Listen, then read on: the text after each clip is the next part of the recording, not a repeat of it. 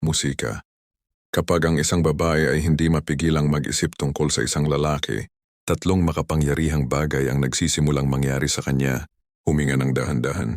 Payapain ang iyong isipan, sapagkat kung iginagayod ka sa mensaheng ito may dahilan, may isang taong nasa iyong puso ngayon. At musika ang iyong nararamdaman ay hindi kasing random ng iniisip mo. Kapag ang mga pag-iisip ng isang babae ay musika, paulit-ulit na bumabalik sa isang lalaki, kapag ang kanyang pangalan ay umalingaw-ngaw sa kanyang katahimikan at ang alaala niya ay mananatili sa mga tahimik niyang sandali, musika, may isang bagay na hindi nakikita, ang nagsisimulang gumalaw sa pagitan ng mga kaluluwa. Ang enerhiya ay hindi lumalakbay ng walang musika layunin, ang emosyon ay hindi nauulit ng walang kahulugan, at ang koneksyon ay hindi nabubuhay sa paglipas ng panahon ng walang kapangyarihan.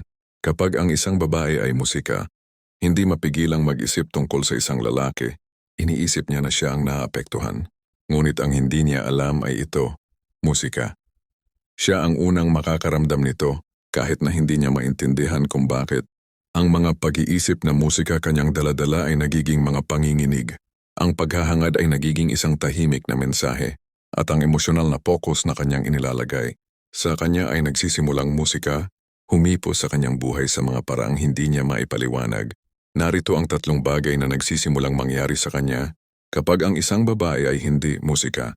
Mapigilang mag-isip sa kanya. Kamusta sa lahat? Maligayang pagdating sa Never Give Up.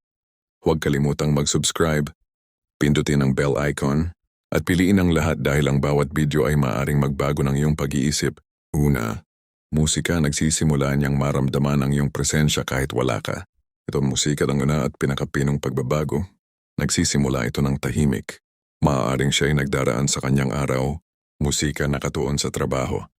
Nalilibang sa pang-araw-araw na gawain, walang kamalay-malay sa anumang pagbabago, at pagkatapos musika ng walang babala, ang kanyang isipan ay maglilibang.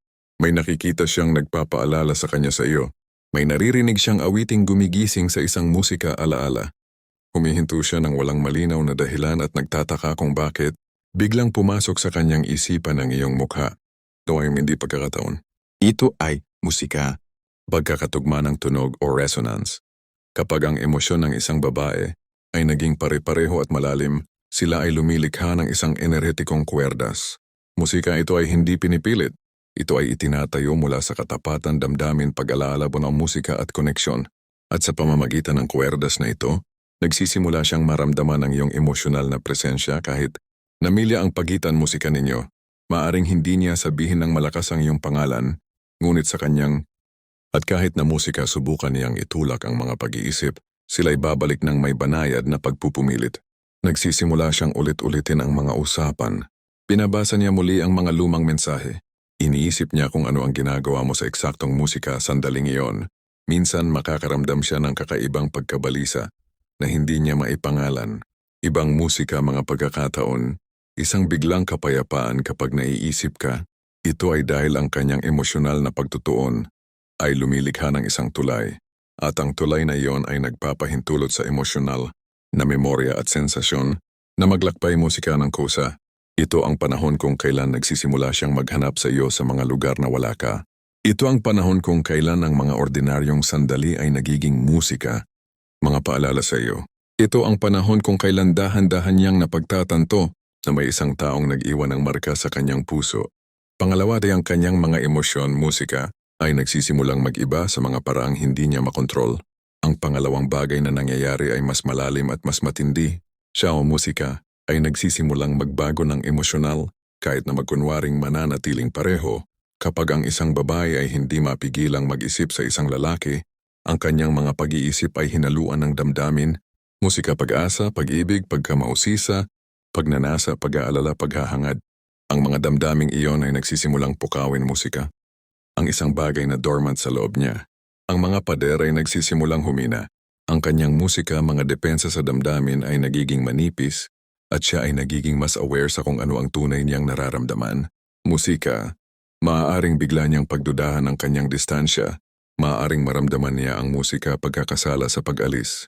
Maaaring mangulila siya sa kanya sa mga tahimik na sandali ng higit sa inaasahan. Siya, musika, ay nagsisimulang ihambing ang iba pang mga karanasan sa alaala ng kanyang presensya. Napapansin niya na ang kanyang kawalan ay mas malakas ang dating kaysa sa inakala.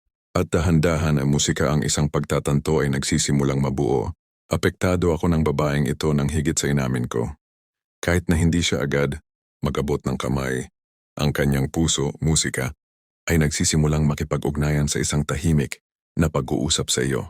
Maaring makaramdam siya ng pagiging mapag-aadya, musika may pagka-nostalgic o marupok. Mga alon ng musika damdamin ang dumadaloy sa kanya ng hindi inaasahan, lalo na sa gabi o kapag siya ay nag-iisa. Ito ang panahon kung kailan ang mga damdaming kanyang itinatago, musika, ay nagsisimulang umahon sa ibabaw. Maaaring sabihin niya ang mga bagay tulad ng, "Hindi ko alam kung bakit, ngunit musika patuloy siyang pumapasok sa aking isip. Iniisip ko kung iniisip pa rin niya ako. Dapat kong tingnan musika siya. At ito ay hindi kahinaan. That is a part mula. Musika na ang iyong pare-parehong emosyonal na presensya sa kanyang mga pag-iisip ay pinipilit siyang suriin. Pangatlo, nararamdaman niya ang isang panloob na paghilig na muling kumonekta o protektahan ang bigkis. Ito, musika ang pinakamakapangyarihang yugto, ang sandali kung kailan ang pag-iisip ay nagiging intensyon. Kapag ang emosyonal na koneksyon ay naging isang pagnanasang kumilos, siya musika ay maaring lumaban dito, maaring subukan niyang manatiling tahimik. Maaaring sabihin niya sa sarili na musika, ito'y nostalgia lamang. Ngunit ang paghilig ay nagpapatuloy. Kapag ang isang babae ay hindi mapigilang mag-isip tungkol sa kanya, ang kanyang emosyonal na pagtutuon ay nagkaaktiba ng isang pagnanasa sa loob niya na muling itatag ang musika koneksyon. Maaaring magsimula siyang gustong marinig muli ang iyong boses. Maaaring tingnan niya musika ang iyong social media nang hindi inaamin. Maaaring gumawa siya ng mga mensahe musika na hindi niya ipinapadala. Maaaring makaramdam siya ng pag-aadya sa iyo kahit mula sa malayo. Ito ay dahil sa isang lugar sa kanyang puso, musika nararamdaman niya na ang bigkis ay hindi pa tapos, na may nananatiling hindi nasasabi, na ang kwento ay mayroon pa ring isang sinulid na hindi pa dahan-dahang musika, isinara. Nagsisimula niyang maramdaman na ang pagkawala ng koneksyon ay lilikha ng isang musika kawalan. Nagsisimula niyang maunawaan na hindi ka madaling mapapalitan. Nagsisimula niyang mapagtanto na ang iyong musika, enerhiya ay sumusunod pa rin sa kanya. Minsan siya ay aabot ng bigla ng walang babala. Ibang mga pagkakataon musika siya ay maghihintay. Ngunit ito'y dahil lamang nakikipaglaban siya sa